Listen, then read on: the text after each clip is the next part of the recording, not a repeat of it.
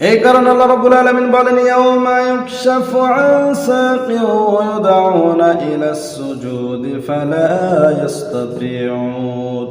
আল্লাহ রাব্বুল আলামিন মুনাফিকদের সম্পর্কে এবং কাফের বেঈমানদের সম্পর্কে এর মধ্যে আল্লাহ রাব্বুল আলামিন আলোচনা করেছেন।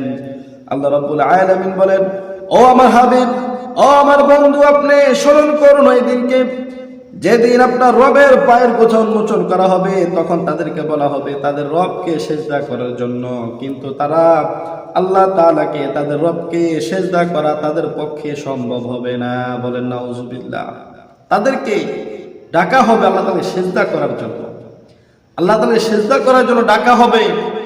সমস্ত মানুষগুলিকে ডাকা হবে আল্লাহ তাআলাকে সেজদা করার জন্য, কিন্তু যারা মুনাফিক ছিল, যারা বেঈমান ছিল, যারা মানুষকে দেখানোর জন্য নামাজ পড়তো, যারা নামাজ এক ওয়াক্ত পড়তো বাকি ওয়াক্ত ছেড়ে দিত, কাল কিয়ামতের ময়দানে তারা আল্লাহ তাআলাকে সেজদা করতে পারবে না। বলেন নাউজুবিল্লাহ। আজকে যারা দুনিয়াতে আল্লাহ তাআলাকে সেজদা করে না, যাদের পক্ষে ফজর আযান শুনে ঘুম থেকে ওঠা সম্ভব হয় না, ঘুম থেকে উঠে ফজরের নামাজ আদায় করার মাধ্যমে আল্লাহ তাআলাকে সেজদা করা যাদের পক্ষে সম্ভব হয় না, খোদার কসম করে বলতেছি কাল কিয়ামতের ময়দানেও তাদের পক্ষে আল্লাহ তাআলাকে সেজদা করা সম্ভব হবে না। বলেন নাউজুবিল্লাহ।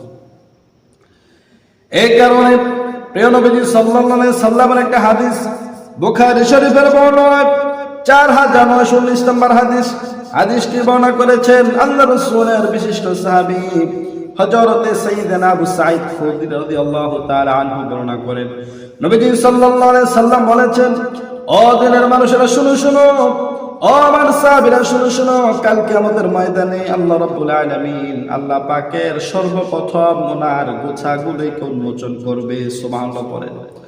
আল্লাহ রাব্বুল আলামিন কাল কিয়ামতের ময়দানে আল্লাহ রাব্বুল আলামিনের সমস্ত সৃষ্টি জীবকে কাল কিয়ামতের ময়দানের সবাইকে আল্লাহ রাব্বুল আলামিন আল্লাহ পাকের সর্বপ্রথম পায়ের গোছাগুলিকে আল্লাহ তাআলা দেখাবেন। সুবহানাল্লাহ। ওই পায়ের গোছা দেখার সাথে সাথে যত মুমিন নর-নারী রয়েছে, নবীজি সাল্লাল্লাহু আলাইহি সাল্লাম বলেছেন সমস্ত মুমিন নর-নারীরা আল্লাহ তাআলার সিজদায় লুটে পড়বে। সুবহানাল্লাহ।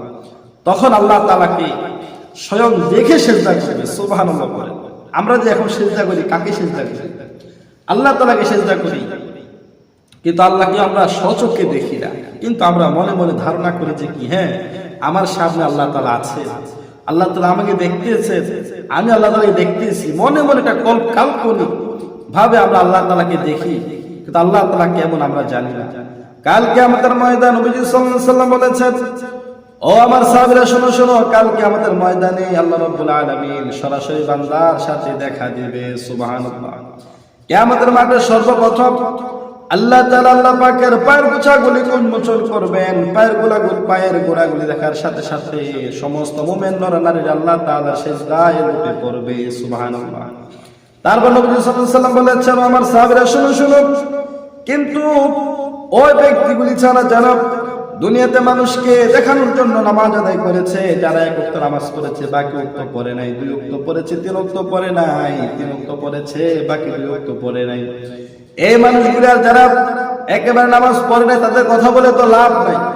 কাল কিয়ামতের ময়দানে যারা মানুষকে দেখানোর জন্য নামাজ পড়ে, যারা নিয়মিত নামাজ পড়ে নাই, ওই মানুষগুলি আল্লাহ তাআলাকে সিজদা দেওয়া তাদের পক্ষে সম্ভব হবে না। বলেন নাউজুবিল্লাহ। নবী সাল্লাল্লাহু আলাইহি সাল্লাম বললেন তারা কিন্তু চেষ্টা করবে, কাফেররাও চেষ্টা করবে, হিন্দুরাও চেষ্টা করবে, বৌদ্ধরাও চেষ্টা করবে, খ্রিস্টানরাও চেষ্টা করবে, ইহুদিরাও চেষ্টা করবে আল্লাহ তাআলাকে সিজদা দেওয়ার জন্য, মুসলমান মুনাফিকরাও চেষ্টা করবে আল্লাহ তাআলাকে সিজদা দেওয়ার জন্য, কিন্তু খোদার কসম তারা সিজদা দিতে পারবে না। বলেন নাউজুবিল্লাহ। কাল কিয়ামতের ময়দানে তারা সিজদা দিতে পারবে না, তারা ধরা খেয়ে যাবে। সিজদা দেওয়ার মাধ্যমে প্রমাণ হয়ে যাবে দুনিয়া থেকে নামাজ পড়েছিল কে নামাজ পড়ে নাই, ঠিক কিনা? রব্বুল আলামিন পায়ের গোছা দেখানোর সাথে সাথে মুমিন বান্দা বান্দা সবাই সিজদা করবে, কিন্তু যারা মুনাফিক ছিল দুনিয়াতে, যারা বেঈমান কাফের ছিল, তারা আল্লাহ তাআলাকে সিজদা করতে পারবে না। এবং যারা নামাজ পড়ে ঠিক আছে, ওই নামাজ যদি কোনো মানুষকে দেখানোর জন্য হয়, কোন মানুষকে খুশি করানোর জন্য যদি হয়, তাহলে ওই মানুষগুলো কাল কিয়ামতের ময়দানে আল্লাহ তাআলাকে সিজদা দিতে পারবে না। ওই সিজদা দেওয়ার মাধ্যমেই তারা খেয়ে যাবে নামাজ কি আল্লাহর জন্য ছিল নাকি অন্য কারোর জন্য ছিল। বলেন নাউজুবিল্লাহ। এই কারণে নামাজ পড়তে হবে আল্লাহ তাআলাকে সন্তুষ্ট করার জন্য। নবীজি সাল্লাল্লাহু আলাইহি সাল্লাম বললেন, সবাই চেষ্টা করবে সেজদা দেওয়ার জন্য, কিন্তু তাদের পিঠ এমন ভাবে শক্ত হয়ে থাকবে, রডের মতো, লোহার মতো শক্ত হয়ে থাকবে।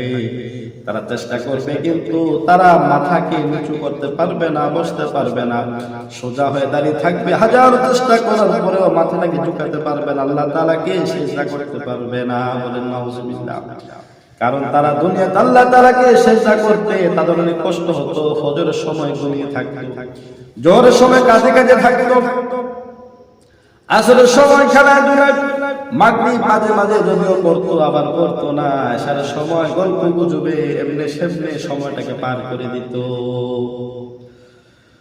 ফজর কাটে ঘুমের ঘরে, জোহর কাজে কাজে,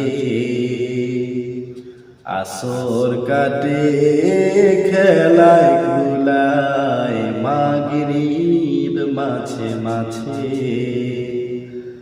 এশার সময় হলে পরে থাকো মিছে দুনিয়া নিশি। নামাজ কে বলো না কাজ আছে, কাজ কে বলো আমার নামাজ আছে। নামাজ বিহীন পরপারে কি জবাব দিবে তুমি প্রভুর কাছে? ঠিক কিনা বলো? একা নামাজ পড়তে হবে। আর যারা 5 ওয়াক্ত নামাজ পড়বে, 5 ওয়াক্ত নামাজ যারা আদায় করবে, যাদের দিল মসজিদের সাথে লাগা থাকবে, যাদের দিলটাকে মসজিদের সাথে লাগিয়ে থাকবে, মসজিদকে মহব্বত করবে, আল্লাহর ঘরকে সম্মান করবে, মহব্বত করবে এবং মসজিদের সাথে দিল লেগে থাকবে, কাল কিয়ামতের ময়দানে আল্লাহ তাআলা তাকে আরশের নিচে ছায়া দান করবেন। সুবহানাল্লাহ।